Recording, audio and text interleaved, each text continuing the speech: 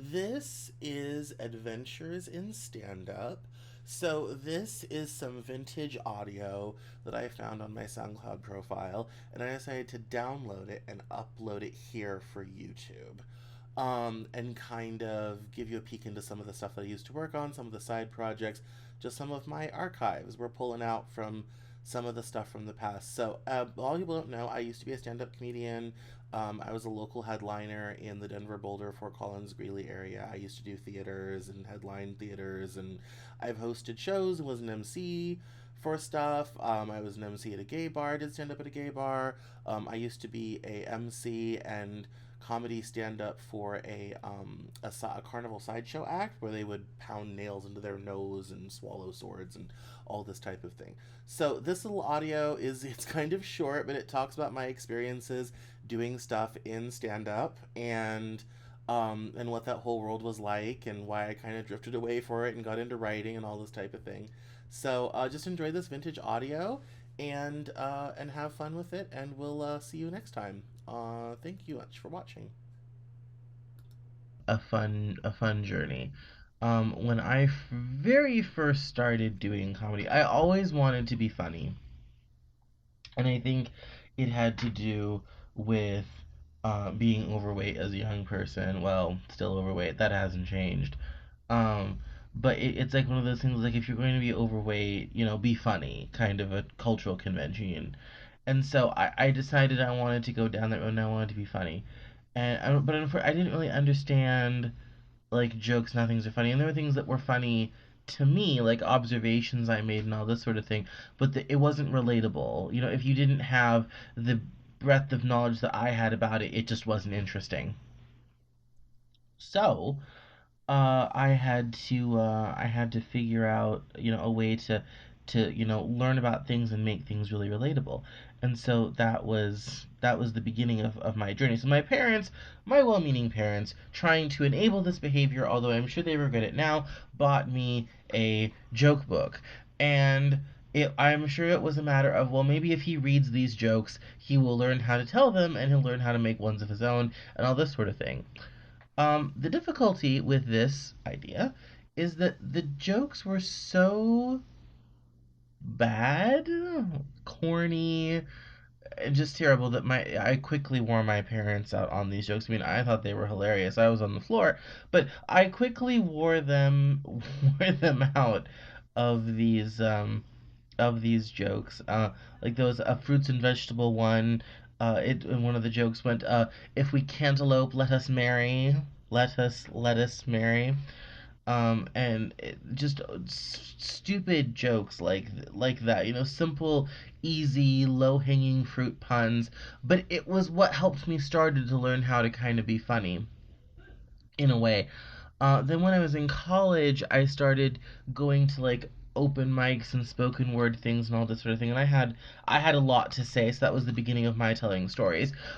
But I also started to tell jokes. Now, what was funny is when you go to a lot of these spoken words, it's very serious. People are talking about feminism, racism, ableism, all this sort of thing. And then at the end, I would get up and I would tell jokes. And people didn't know if I was trying to be ironic and expose some great social ill or if I was being funny. So I would start the whole routine by saying, "Hi, my name is Cameron. I'm going to be telling some jokes and stories, and I do give you permission to laugh. Unlike people before me, this is actually meant to be funny." And then people would be kind of like, "Oh, okay, I can laugh when he says something racist." Like, they don't have to be all very serious and dour and like, "Oh yeah, it's racist," "Oh yes, women are oppressed," all of that. It's like, no, we're going to laugh, we're going to have fun, all that sort of thing. Then I discovered the funny storytelling format. And I've always been very off the cuff extemporaneous. That's how I work best. I remember this one show. I was in this kind of band of comedians. This woman had moved to town. She had posted an ad on Craigslist looking for comedians and funny people. So I called her up. I got her laughing on the phone, and she's like, "You're great. Come do my show." it was in this seedy bar in a bad part of Denver. Like, this is by the bus station, and it's kind of funny because if you go over 2 blocks, you're in Uptown along Park Avenue. You're in Uptown, and everything's very wealthy. It's right by the hospital. But if you stay in where I was, then it's like by the bus terminal where all the people coming up from Mexico get dropped off, and this kind of very seedy place. So I go in here this one night, and I'm it's free drinks, so I get a drink at the bar, and she has some food out, and I kind of help get it set up, and pitch in wherever I can, because I am that guy. And I'm talking to the other two comedians, and there's a friendly black woman and this kind of bearded hipster dude, and it it's kind of you know fun. They're obviously funny and very interesting, and so we're all kind of sitting together, and the show eventually gets kind of going, and I'm the first up, so I'm very excited. So I walk on stage, and I'm pressed and dressed, and I have my notebook as kind of a prop with what I'm going to talk about, and just like when I do this, I have my notes on what I'm going to talk about, and I start going into these jokes. Like at the time, the economy was still very bad, which that hasn't changed, but the economy was very bad, and I was joking about it, and so I had this bit where I would open up and I would say I was walking down Colfax the other day, and which is a street in Denver, very longest street, continuous street in America, and I said I was walking down Colfax, and on East Colfax where all the prostitutes are and streetwalkers, and I said I was going along, and I found out through talking to several of these women that the economy is so bad that they've had to actually lower prices because apparently $50 for a blowy is just too much, and prices have gone down. So my advice to you, if you need those types of services, is to rush out because there is a fire sale on blowjobs on East Colfax. Now, I had done this bit for a while, and I'm laughing inside as I'm telling you about this, and I hope that you laughed when I did it. Um, but the room, like, there was some oh ha ha ha ha kind of like not really laughing, chuckly things, and so then I move on to the Kardashians. Now everyone loves to laugh about the Kardashians, and this was a few years ago, so they were still kind of new to the scene. So I'm like, let's talk Kardashians. All right. So I'm up there, and I had this bit of the time talking about how that America is the only place where you could do something as seemingly degrading as a sex tape and turn it into an amazing amount of fame, and your aura of fame can be so tremendous that it makes your siblings famous as well. And also I did there was some timely things about the TV show I would do, and I would talk about they're just everywhere, and they are just they're forming this new dynasty. And of course I think Kim had just gone through a husband at the time, so it's kind of like yeah, hoe into a housewife, can't do it. And I going in, and people would kind of chuckle and all this type of thing, and nothing would really happen. So I do a few more pop culture things, and I do end up getting people laughing. What I talk about, losing weight. At the time, I just lost a lot of weight, and I was like, I don't know how you skinny people do it. I mean, there's nothing to set your drink on when you're sitting down. There's nothing to rest, anything on when you're away, when you're getting it from the car. You can't tuck anything in underwear. I mean, I don't even know how skinny people function. People enjoyed that bit. I also was telling all the women, I said, yeah, after the show is over, if you are single, if you are looking for someone to take home tonight, I'll be back at the bar. I'm painfully single, all this type of thing. And there was a girl who just like raised her hand. I said, "Honey, I'm with you. Do not even worry. We'll have a good time." And and so people enjoyed that, and we got kind of in a fun back and forth. So the people shot things from the audience, and I love when people shot from the audience try to heckle me because I turn it right back around on them. I have a great grand old time with it. And but it was difficult to kind of get things going, and I just end up sitting up there talking and kind of having a conversation with the audience, and then I just kind of I wrap things up. I wrap things up. And and I get off the stage, and the next gal comes on, and so I'm at the back meeting the girl who raised her hand, and I'm having a snack and all this type of thing, and she gets up and does 20 minutes on her vagina. That's all she talked about for 20 straight minutes was her vagina. It was a pussy filled conversation. That's all she talked about. People were on the floor. And it was funny because she joked about how she felt like the audience wasn't too smart because I was standing up there doing timely subjects and pop culture and couldn't hardly get a chuckle. And she went, I guess I was the test because everyone figured out, well, if they're not going to respond to that, then it's straight to the pussy jokes we go. And the comedian, the final comedian, was even smarter. He went straight to jokes about sleeping with his wife. And apparently, I was the one that missed the memo that if you want an audience to laugh at you and think you're incredibly funny, go straight to the sex jokes. The only difficulty thing is I don't I haven't been with anyone in 5 years. I have sex very, very rarely. I mean, I think at this point you have a better chance of getting run over by a bus or a train, I think, than uh than the chances of my getting laid. And so for me, sex is a lovely subject to talk about, but it just doesn't foster the type of comedy that I think works. It's weird that way. It just doesn't seem to work, at least for me anyway. So that was kind of a very kind of discouraging comedic experience. I was hoping to do more with the lady that ran it, but she eventually decided to move back east, and so that was that. I only did a few shows with them, but it was most interesting, and if a bit discouraging. And there's nothing worse, I think, socially than being in a situation and having done something or said something and people are immediately able to like do it better than you, and everyone just like looking at the entire time, be kind of like, see, why couldn't you have done that? That's how people do that. Like, what happened here?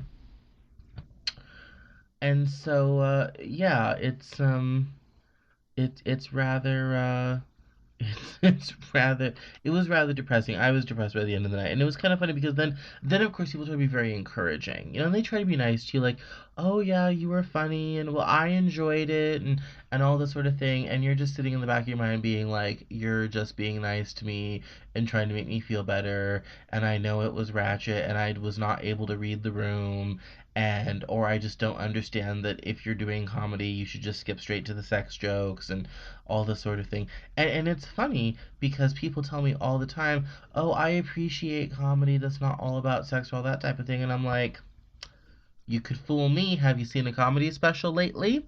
Have you been in a comedy audience lately? Because that's what seems to sell.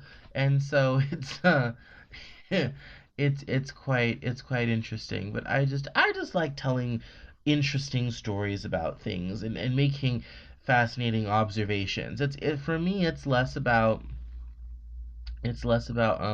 going straight for something that is what I think kind of puerile and low rent, and going more towards something that is kind of interesting and funny.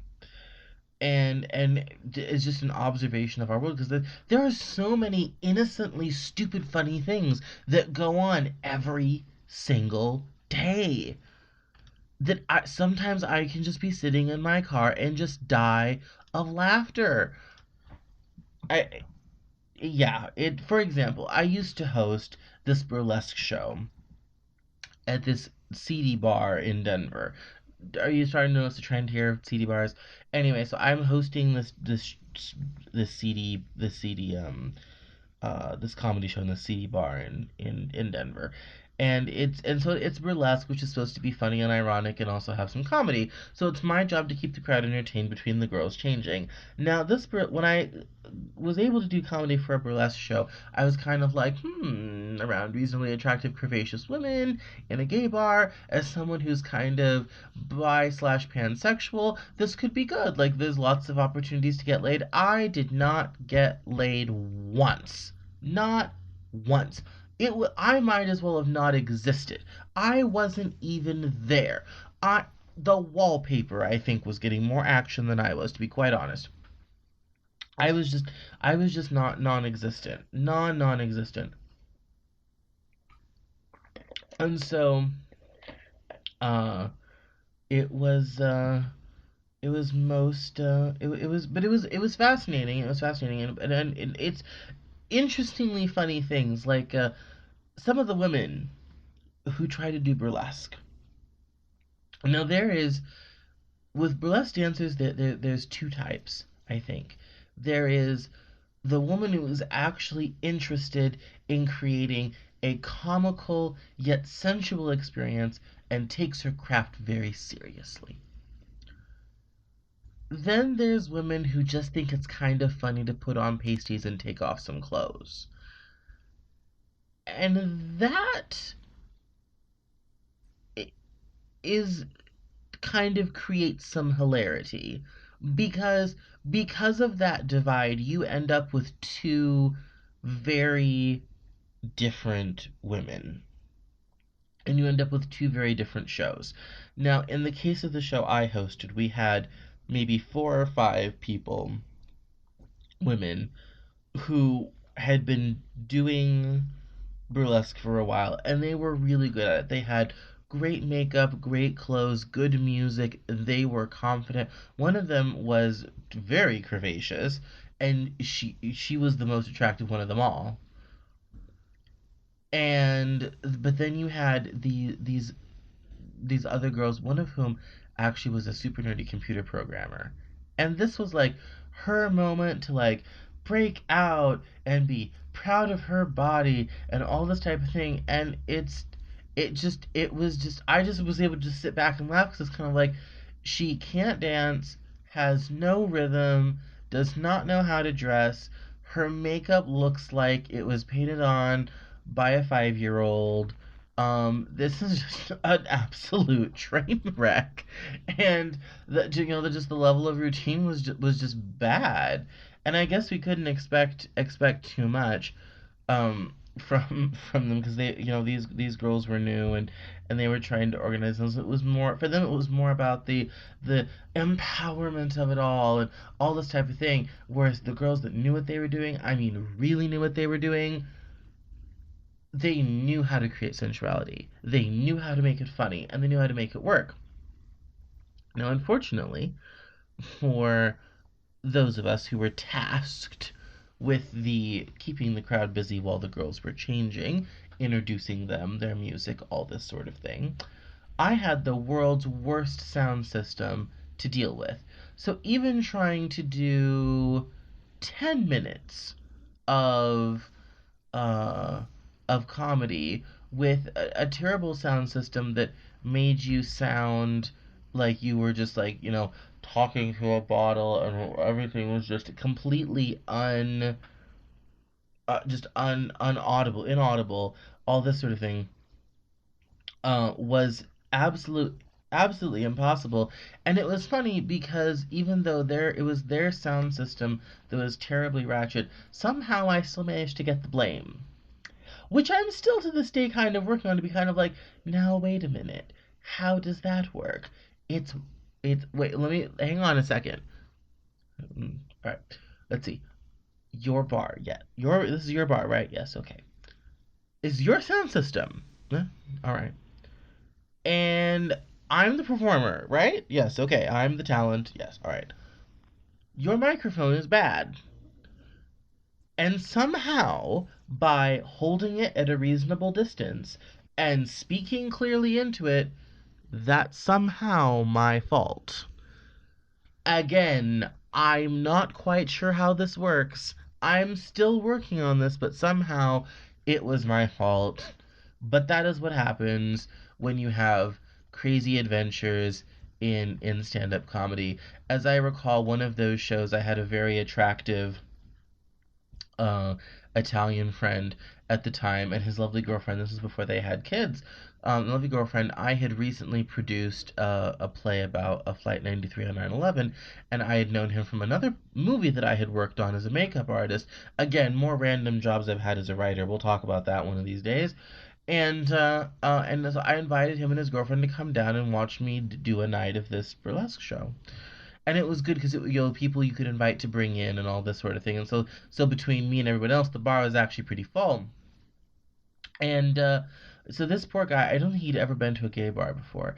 And so he goes off to the bathroom. Now, I tell all my guy friends, when you go to the bathroom in a gay bar, this can sometimes be a clever cruising spot. So I tell all my guys, if you are in trouble or uncomfortable or feel a bit vulnerable, just shout it out or let me know and I will come rescue you. Usually, most guys can hold their own.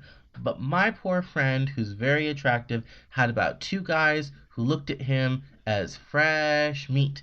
And so all of a sudden, I hear this Cameron, and I'm like, I have to go rescue someone. So off to the bathroom I run and I rescue him. That was a comedic highlight of the evening because I come with him. He's looking very traumatized, kind of arm in arm back out to the table with his loving girlfriend, who he scoots next to like signal to the world like I'm not here for that. It's very very funny, and I had to rescue him. This was all in the same night. Fortunately, they enjoyed the show. But this is when you're doing stand up and you will you're going to wherever someone will hand you a mic and tell you to talk for 10 minutes.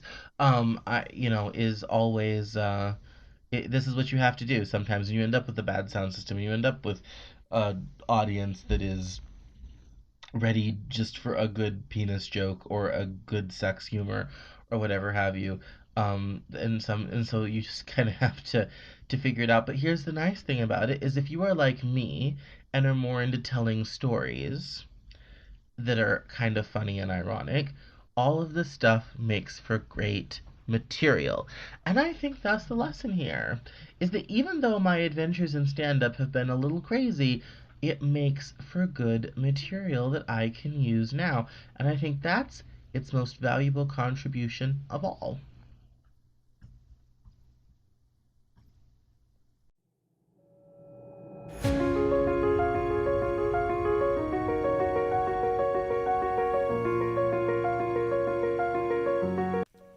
That's all for this episode of the Cameron Journal podcast. Thank you so much for listening. Visit us online at CameronJournal.com. We're on Facebook, Twitter, and Instagram, and I love to talk to my followers and listeners, so please feel free to get us on social media at Cameron Cowan on Twitter, and we'll see you next time on the Cameron Journal podcast.